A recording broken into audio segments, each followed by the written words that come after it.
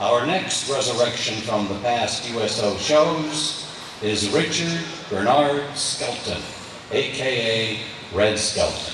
Red Skelton began developing his comedic and pantomime skills from the age of 10 when he became part of a traveling medicine show. He worked in burlesque, vaudeville, radio, TV, and the movies, and was also an accomplished painter. Skelton believed his life's work was to make people laugh and wanted to be known as a clown because he defined clown as being able to do everything. Born in Vincennes, Indiana in 1913, many of Skelton's personal and professional effects, including prints of his artwork, were donated to Vincennes University. Please welcome America's #1 and favorite clown, Red Skelton.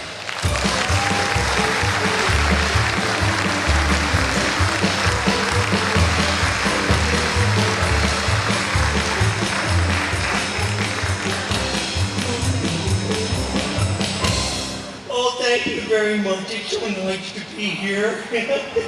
Well, I was born in Vincennes, so this is like old home week for me, Jack Benny was talking about flying in on that airplane. I flew in on an airplane too, except I took that new senior citizens airline.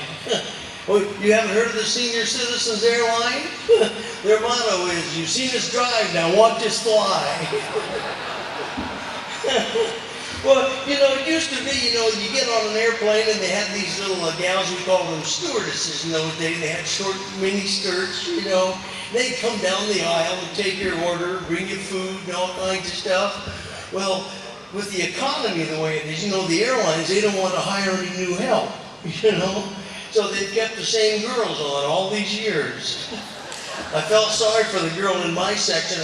Her walker kept getting caught in her beverage cart, Sitting up there in first class, and there was this one guy. He was taking all of the free drinks he could get, and after about his fourth or fifth one, he said to the flight attendant, he says, "Hey, if I want another one, what do I have to do?" She says, "Oh, you see that little button overhead? Just push that." A few minutes later, he's standing there with his cup pushing on the button. But, it's nice to be back out on the road again. I've been working in Las Vegas at Caesar's Palace, The other morning I came down in the elevator and it was all jam-packed, real crowded. There was sort of a hefty lady in front of me. She squeezed on. The doors closed. When we got to the first floor, she stepped off and then she turned around and slapped my face, I looked at everybody else as she walked away and I said, "Boy, that lady's sure rude." Little kid standing beside her said, "I thought so too, mister. That's why I pinched her." But, I was talking to one of the Catholic priests there. I like to walk around the town and talk to people, and I was talking to this one father, and he said, Red, he said, there are more Catholic churches in Las Vegas per capita than any other city in the country. And he said, whenever people come to Mass, they've been out gambling, and if they have a few extra chips in their pocket, they just throw them in the collection plate, see? And he said, so once a month, the father at these different churches, he takes the chips and he puts them in a little bag and he sends them over to this one monastery. And the monks over there, they take the chips and they separate them out for the different casinos. Then they each take their share and they go out and the monks cash in the chips. We call them the chipmunks.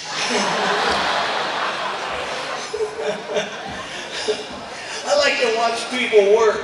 They were building this new building in Las Vegas, and I was watching them, and this one guy, he'd reach in the box and take out a nail, and he'd pound it in the wall, he'd get out another nail, look at it, he'd throw it on the ground.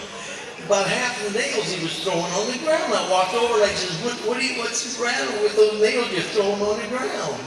He says, look, they got the heads on the wrong end. I said, don't be silly, those are for the other side of the wall.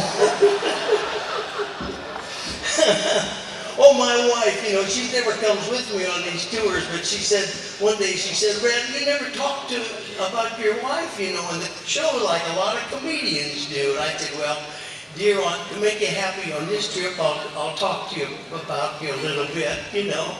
And like I always buy her nice things. You know, I bought her electric can opener, electric mixer, electric coffee pot, electric bread maker.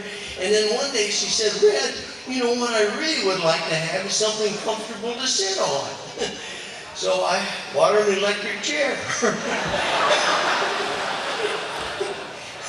She's a wonderful woman, though. She really is. She's so nice, you know. And the reason we've been married so long, twice a week we go out to eat. She goes on Tuesdays, I go on Thursdays.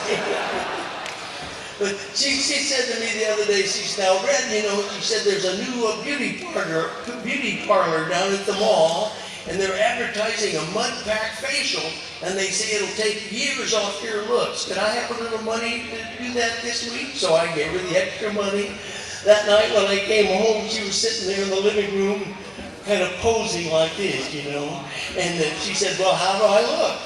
I took a look at her. I couldn't believe it. I said, my gosh, I said, this is the best I've ever seen you look in our whole married life. I said, it's just amazing how much better you look. I can't believe it.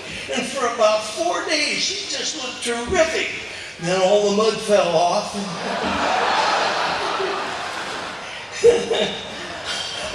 It's Gertrude and Heathcliff. The two seagulls.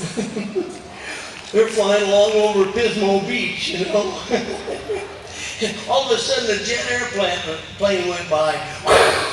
Gertrude says, wow, did you see that? Heathcliff said, I most certainly did. She said, well, why don't you fly like that? He said, well, I would if my tail was on fire, you know. Another day, they're flying along. This is over World War II, you understand. They're flying out over the Pacific, and Heathcliff said, oh, Gertrude, he says, guess what I saw this morning? She said, what did you see?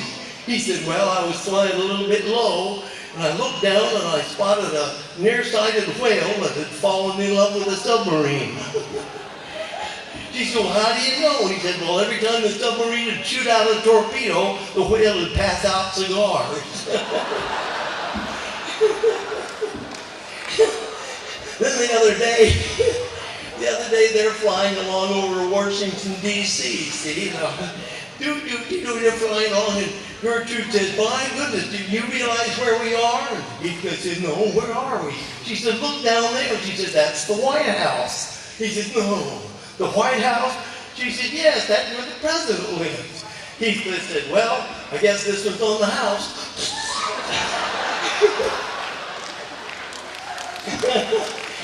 You wait to get home, some of you.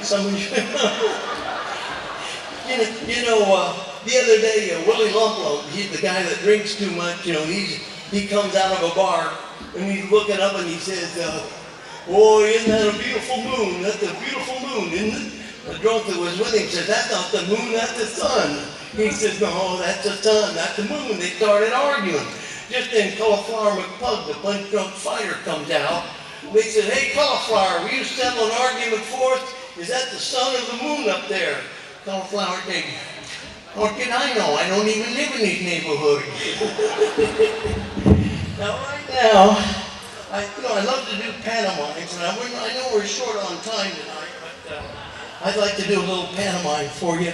This is my impression of a drunk walking down the streets of San Francisco.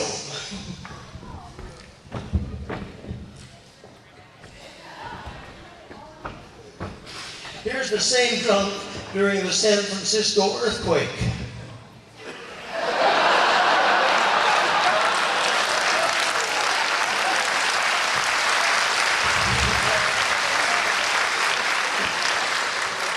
You know, I have so many characters that I like to portray, but right now I'd like to bring out, just for a couple of minutes here, Junior, the mean widow kid.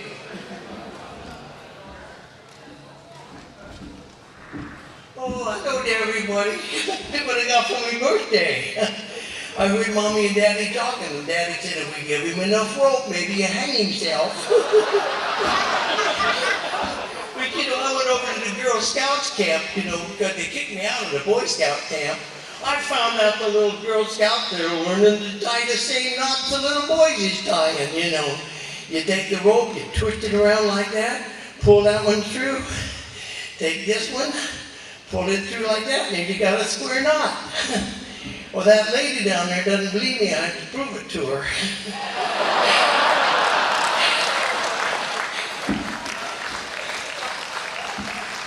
Oh boy, I was having a good time, I is, you know. You know, I said to Mr. Skelton the other day, I said, Mr. Skelton, I said, why you did I can always answer my own questions and you can never answer your questions. He says, what do you mean, Junior? I said, well, here's my question. How do a rabbit dig a hole and not leave any dirt on the outside? He said, well, I don't know, how does he do that? I said, he starts at the bottom and digs up, you know. He said, well, how does he get down there in the first place? I said, that's your question, you answer it. Well, you know, I was at school the other day, and I get so much trouble at school, you know. I was sitting there, and I was wiggling around and couldn't concentrate, and the teacher comes over and she says, Junior, she says, you sit still. You gotta sit still and do your work. I said, teacher, I can't sit still. She says, why not? I said, because my little bottom went to sleep. She says, oh, your bottom couldn't go to sleep. And I said, yes, it did. My little bottom went to sleep. And the little girl behind me raised her hand. She says, teacher, Junior's bottom did too go to sleep. I heard it snore.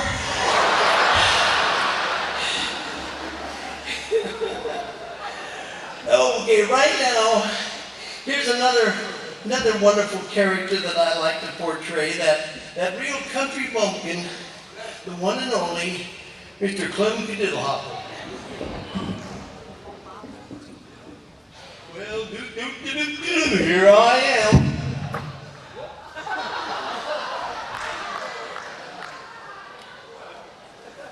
They don't make them like they used to, do they? You know, I was standing out in front a little bit ago, and an MP came up and he said, hey, buddy, get lost. I said, don't get smart with me, I am lost. He says, I mean to shake a leg. And I said, I do, but my socks keep falling down, you know. Yeah, but this is a lovely community, it really is. You know, I thought maybe I'd pick out a pretty little Elkhart girl, get married, buy a house, and settle down here, and we can have a little baby. It look just like me. Well, I talked myself out of that one. But you know, I really don't believe in marriage because I think marriage is too much like gambling, and I don't like to play with people that cheat. That's why I gave up solitaire. Yeah. Some smart aleck the other day came over to me and he says, hey, Clem, he said, when you were a baby, did your nanny drop you on your head? I said, of course not. We were poor. My mother had to do it. Yeah, I was driving out in the country here, though, the other day, you know, on my motorcycle. And a friend of mine, he said he wanted to ride along with me, you know. So we started riding, and all of a sudden he said, oh, he said, I'm cold. The wind is too much on my neck. And I said, stop. And I looked at him. He had a sheepskin jacket on. I said, well, stupid. I said, just turn the jacket around. We'll zip it up the back. And then the wind won't get to your neck because the sheepskin collar will keep it off. So he got on behind me again. We're going down the road. All of a sudden, it felt like the load was lighter. I looked behind me and he's gone. So I stopped, looked back about a quarter of a mile, and a bunch of farmers were running up out of the field, and he was laying there. And I drove back, and I went over and I said to the farmers, I said, is he okay? They said, well, I think he was when we got here, but as soon as we turned his head around the right way, he hasn't spoke. Boy, I'll tell you, you know, it's really something these days. So I saw a guy the other day, you know, back there in Oklahoma where they've been having all those big rains. And I was going along and I saw this guy, he was off the side of the road and he was waving his hat like that. And I stopped, I yelled over at him and I said, he was in the mud about up to his waist. I said, boy, looks like you got yourself into a little bit of a mud hole. He said, oh, it's worse than that. I'm still on my horse. But Chicago, Chicago is really something, you know. Last winter it just tore up their streets, something terrible. You know, that's right, because I got on a bus and we're bouncing along, and all of a sudden another guy got on the bus and he put a little rack over, a little package up in the rack, and we're bouncing along, and his package started to drip. And I was curious. I reached down and caught a few drops, gave it the old taste test. I says, well, what do you got in there, Polish pickles? He says, no, French poodle puppies. Come cadiddle hopper.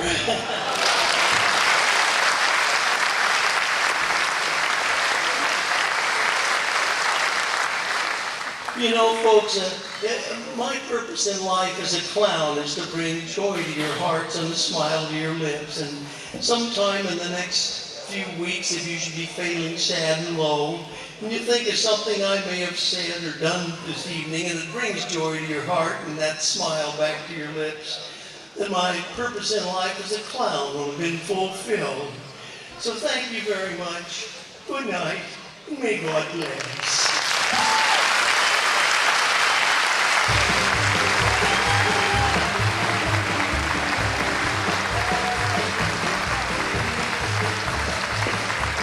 Red Skelton, ladies and gentlemen. Now we have just a couple of minutes, and Bob Hope will be out here.